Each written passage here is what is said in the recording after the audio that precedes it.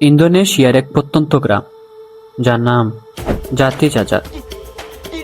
দিনের আলো সবকিছু স্বাভাবিক মনে হলেও সূর্য ডুবে যাওয়ার সাথে সাথেই গ্রামটা ডেকে যায় এক অদৃশ্য আতঙ্কে।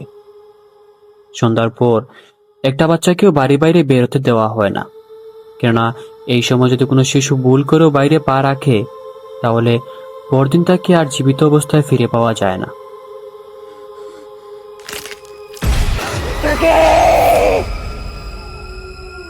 বলছিলাম, 2023 সালে মুক্তি পাওয়া ইন্দোনেশিয়ান হরর মুভি ওয়াক্তু মাগরিবের কথা।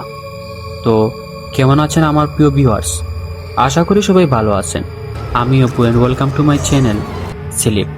তাছাড়া শুরু করি আজকের মুভির এক্সপ্লেনেশন।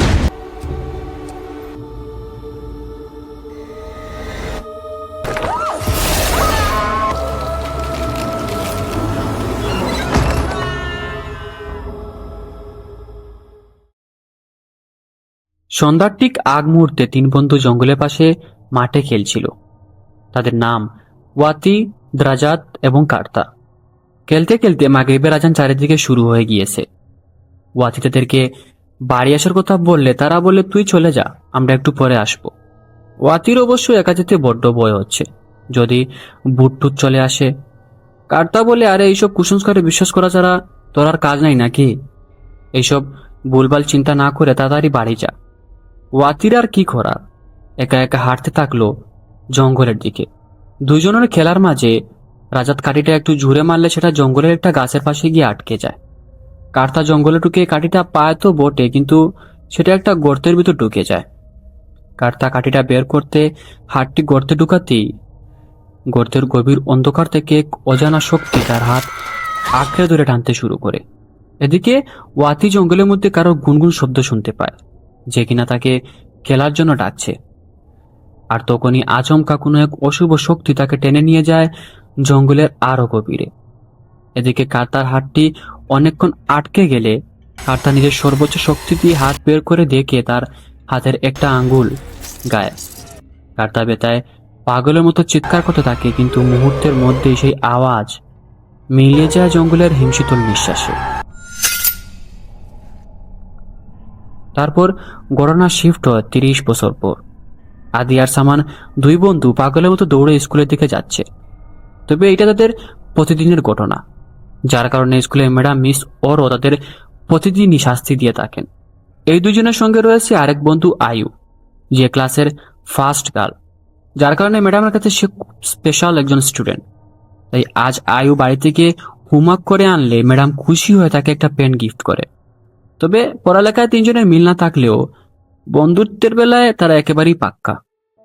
আয়ু বাড়ি যাওয়ার সময় সামানকে বলে তার বাবার সাথে দেখা করতে, কেননা আজকে সে মধু দিতে ভুলে গিয়েছে। আসলে সামানের পারিবারিক অবস্থা একেবারেই খারাপ, দিন এনে দিন খাওয়ার মতো অবস্থা। তাই মধু বিক্রি করে যা উপার্জন হয় তা দিয়ে তাদের পেট চলে। পরিবারে রয়েছে বৃদ্ধ ঠাকুমা, সে এবং তার বড় ভাই। ঠাকুমা অবশ্য গুরুতর অসুস্থ, যার কারণে কথা বলতে পারে না। সারাদিন বিছানায় শুয়ে কাটে তার দিন। দোকানে আসলে আয়ুর বাবা সামানকে মধু এনে দিতে বলেন, কারণ মধু না থাকায় অনেক কাস্টমারই খালি হাতে ফিরে যাচ্ছে। আর এভাবেই চলতে থাকলে তাকে বাধ্য হয়ে অন্য কোনো উপায় খুঁজতে হবে। তাই এইসব চিন্তা নিয়ে বাড়ি আসার সময় জঙ্গলের একটা জায়গায় এসে আদি থমকে যায়। আদি বলে, জানিস, বাবার মুখ থেকে শুনেছি এইখানে নাকি কার্তা তার হাতের আঙ্গুল হারিয়েছে।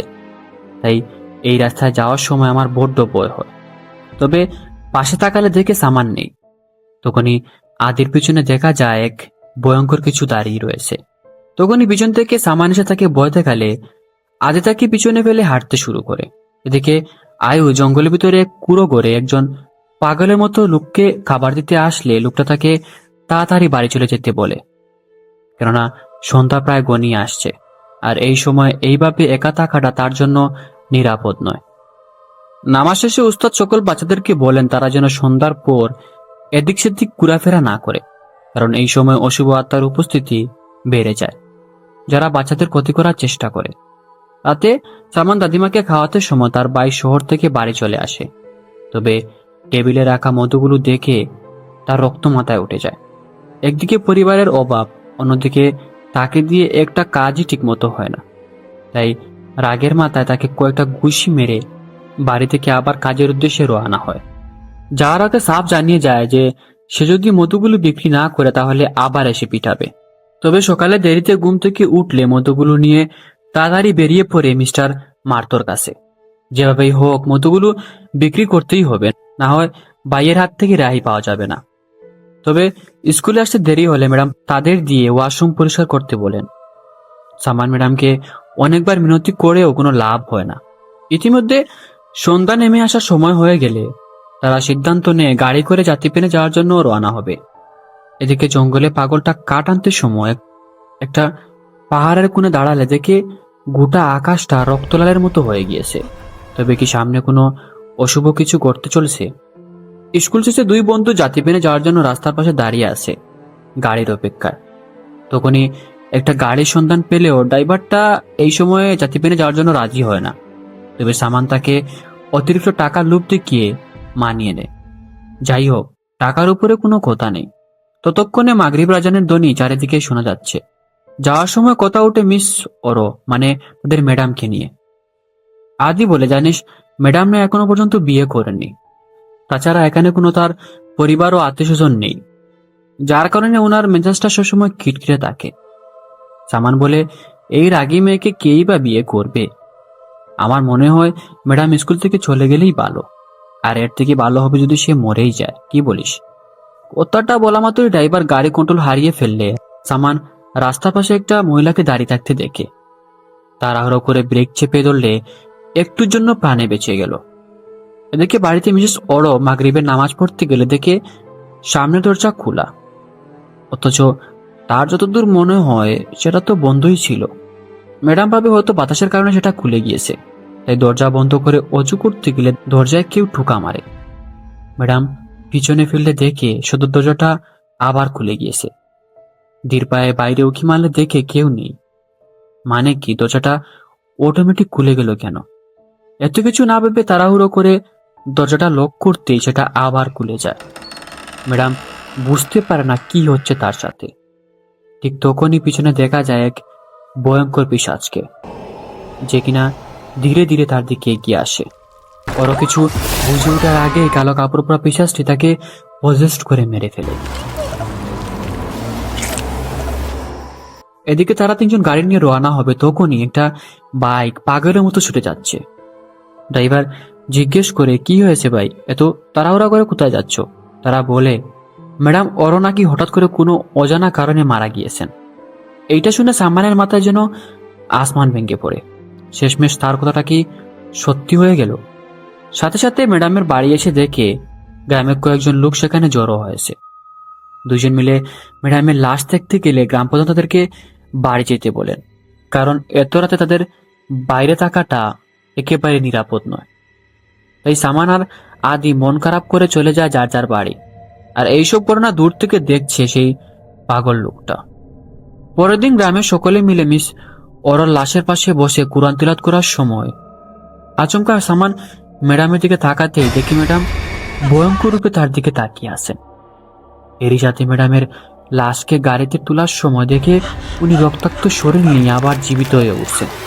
এক লাফে ঘুম থেকে উঠে বুঝতে পারে এটা তার দুঃস্বপ্ন। তখনই শুনে দরজায় ঢোকার আওয়াজ। দরজা খুলে দেখে আদি। আদি বলে, কিরে, তোকে ম্যাডামের জানাজায় দেখলাম না যে, কোথায় ছিলি? তাছাড়া স্কুলে শুনেছি আর একজন নতুন ম্যাডাম আসবে, উনি দেখতে খুবই সুন্দর, ওকে দেখলে তোর মন ভালো হয়ে যাবে। তবে সামান এইসবের মধ্যে নেই, তার মাথায় ঘুরপাক খাচ্ছে ম্যাডামের মৃত্যুর বিষয় নিয়ে। আদিরও একটাই প্রশ্ন, আমাদের কারণে কি ম্যাডাম মারা গেলেন? এরই মাঝে সন্ধ্যা নেমে আসলে আদি সামানকে বিদায় জানিয়ে বাড়ি চলে যায়। রাতে সামান তার ঘরে কাজ করতে ব্যস্ত। তখনই মনে হলো জানালার বাইরে কেউ একজন দাঁড়িয়ে। সামান সেখানে কিছু না দেখলেও দাদিমা ঠিকই সেটা দেখে ফেলেছিল, তবে কথা বলতে না পারায় সে কিছু বলতে পারে না। তখনই আচমকা সদর দরজাটা নিজে নিজেই খুলে যায়, আর পিছন থেকে ম্যাডামের আত্মা বিভৎস রূপ নিয়ে সামানকে মারতে আসে। তবে পলক ফেলতেই সে মিলিয়ে যায়। বয়ে সামান এক ছুটে বাথরুমে মুখ ধুতে আসলে কলসির ভিতর থেকে বেরিয়ে আসে সেই ভয়ানক পিশাচ। সামান কোনো কিছু বুঝে ওঠার আগেই আত্মারি তাকে পজেস্ট করে ফেলে।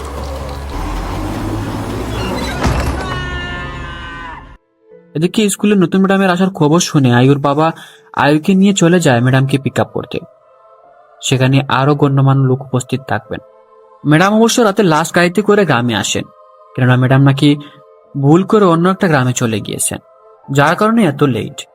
গ্রাম প্রধান একে একে সবাইকে তার সাথে পরিচয় করিয়ে দিলে দূর থেকে সেই পাগলটা এইসব কিছু লুকিয়ে লুকিয়ে দেখছিল।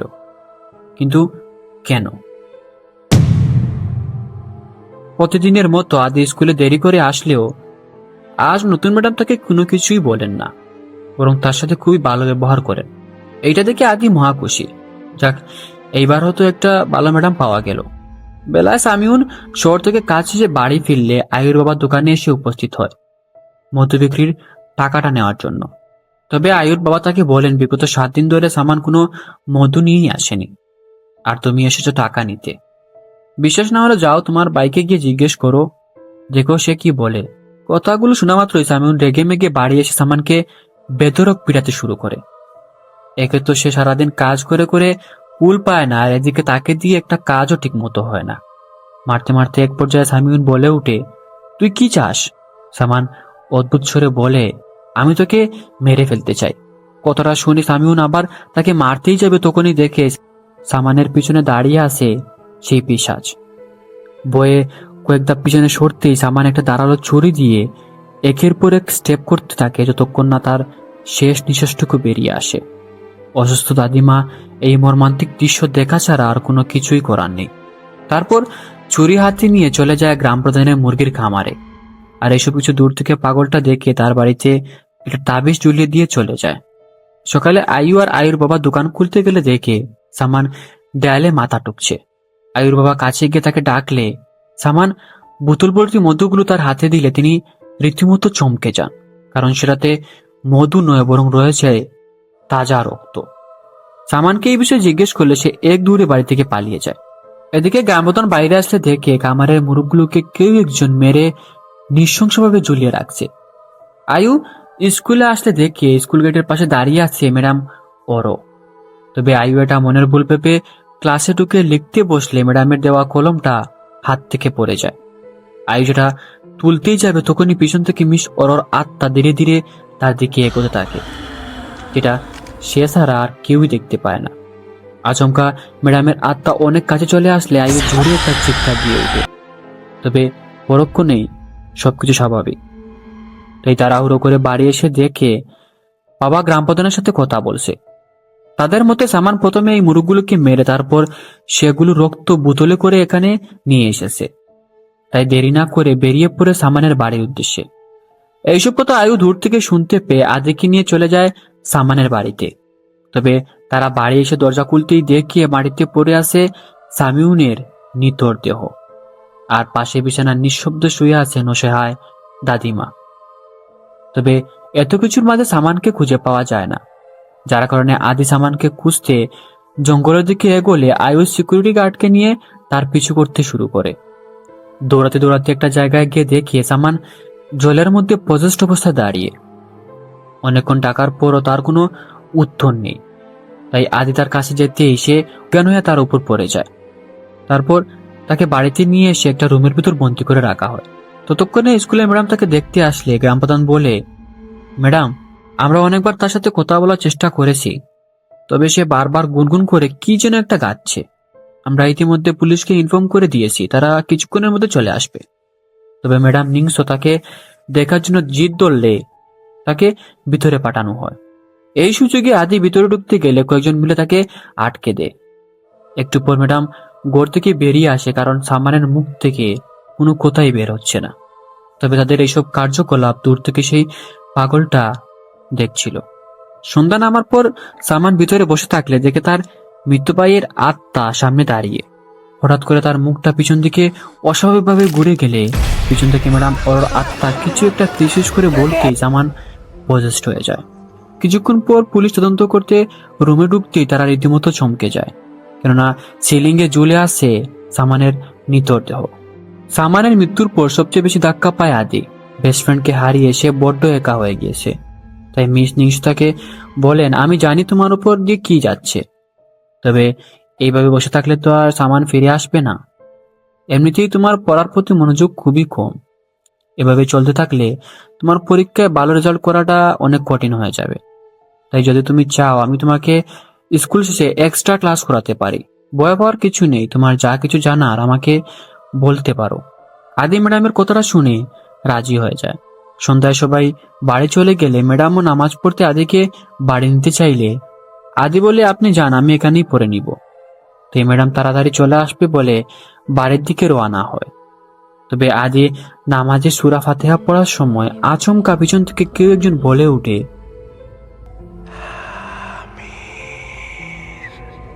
সাথে সাথে আদি বয়ে নামাজ শেষ না করেই বাইরে চলে আসে। তখনই নজর যায় ওয়াশিমের দিকে। লাইট ফ্লিকার করার সাথে সাথে একটা ছেলে বারান্দা ঝাড়ু দিচ্ছে। আদি বয়ে বয়ে কয়েক ধাপ সামনে এগোতেই দেখে এইটা আর অন্য কেউ নয়, বরং সামানের আত্মা। আর তখনই সামানের আত্মা তাকে পজেস্ট করে ফেলে। রাতে আদির বাবা নামাজের জন্য আদিকে ডাকতে আসলে দেখে সে দেয়ালে এক কোণে মাথা টুকছে। অনেকক্ষণ ডাকলে সে কোনো সাড়া দেয় না, তাই কাছে এসে নামাজ পড়ার জন্য বলে তিনি চলে যান। তাদের এইসব কথা পাগলটা দেয়ালের ফুটো দিয়ে শুনছিল। তবে আদির বাবা তাকে বকা দিয়ে তাড়িয়ে দেন, যার আগে সে দেয়ালে একটা তাবিজ ঝুলিয়ে রাখে, যেরকমটা সামানের বাড়িতে রেখেছিল। পরের দিন আয়ু স্কুলে আসলে দেখে আদি এক মনে কিছু একটা ভাবছে। আয়ু ভাবে হয়তোবা সামানের মৃত্যুতে সে চিন্তিত, তাই তাকে ফেলে বাইরে আসলে ব্যাগ থেকে মিস অরর দেওয়া কলমটা মাটিতে পড়ে যায়। আয়ু সেটা তুলতেই যাবে, তখনই অরর আত্মা তাকে হর্ন করতে শুরু করে। সাথে সাথে ক্লাসে আসলে দেখে আদি নেই, তাই সাইকেল নিয়ে বেরিয়ে পড়লো আদির খুঁজে। ঠিক তখনই তার সামনে আসে সেই পাগলটা। এদিকে আদি তার বেস্ট ফ্রেন্ড বন্টনের বাড়ি গিয়ে জঙ্গলের ভিতর থেকে তাকে ইশারায় ডাকতে থাকে। বন্টন ভাবে হয়তো তাকে খেলার জন্য ডাকছে, তাই এতে কিছু না ভেবে চলে যায় তার সাথে। ততক্ষণে সন্ধ্যা নেমে আসলে বন্টনের মা নিজের ছেলেকে কোথাও খুঁজে পায় না। দিন ফুরিয়ে রাত, তবে আদি আর বন্টন এখনো নিখোঁজ। গ্রামের সবাই অনেকক্ষণ খুঁজলেও কোনো লাভ হয় না। দুইটা বাচ্চা যেন হাওয়ায় মিলিয়ে গেল। পরের দিন আয়ু স্কুলে আসলে ম্যাডাম তাদের জানান স্কুল ছুটির পর তারা যেন সবাই বাড়ি তাড়াতাড়ি চলে যায়, কারণ গ্রামের অবস্থা তেমন একটা ভালো নেই। তাছাড়া আদি এবং বন্টনকে এখনো পাওয়া যায়নি। এত কিছুর মাঝে আয়ু সন্দেহ হয় ম্যাডামের ওপর। তার গ্রামে আসার পর থেকেই সবকিছু যেন এলোমেলো হয়ে গিয়েছে। তাই স্কুল ছুটির পর ম্যাডামের হাতে একটা তাবিজ ধরিয়ে দিলে ম্যাডাম সেটা সাথে সাথে মাটিতে ফেলে দেয়। ক্ষণিকের মধ্যেই যেন তার শরীরে অস্বস্তি বোধ হতে শুরু করলো। ম্যাডাম এটা বিষয়ে জিজ্ঞেস করলে আয়ু বলে, এটা একটা তাবিজ যেটা আপনাকে অশুভ শক্তি থেকে রক্ষা করবে। তবে ম্যাডাম বলে, তোমাকে অনেক ধন্যবাদ আয়ু, আমাকে নিয়ে বাবার জন্য। তবে এইসবের কোনো দরকার নেই, তাড়াতাড়ি বাড়ি যাও, বেশ ঘোরাফেরা করো না কেমন। গ্রামে এখন হই হুল্লোড় কাণ্ড। সন্ধ্যার নেমে আসলে গ্রামের সবাই মিলে নিজেদের বাচ্চাদেরকে ঘরের ভিতরে লক করে রাখে, যাতে তারা হারিয়ে না যায়। আয়ু বাবাকে মাগরিবের নামাজ পড়ার কথা বলে সাইকেল নিয়ে বেরিয়ে পড়ে আদিকে খুঁজতে। কিছুটা সামনে এগুলো দেখে আদি রাস্তার পাশে বসে কিছু একটা করছে। তখনই তাকে ডাকলে আদি পিছনে ফিরতেই আয়ু দেখে সে একটা বিড়ালের শরীর থেকে মাথা আলাদা করে ফেলেছে। পরক্ষণে হাতে দাঁড়ালো ছুরি নিয়ে তার দিকে ছুটে আসলে আয়ু পালাতে শুরু করে। এদিকে মসজিদে নামাজ পড়ার সময় রহিম বন্ডির মৃত লাশ উদ্ধার করে। আয়ু প্রাণ বয়ে পালাতে শুরু করলে একজন মহিলা সেটা দেখতে পেয়ে তাকে কোনো মতে ঘরে ঢুকে দরজা লাগিয়ে ফেলে। তবে আদি পিছন দরজা দিয়ে ঢুকে আয়ুকে মারতেই যাবে, তখনই সিকিউরিটি গার্ড তাকে মেরে অজ্ঞান করে দেয়।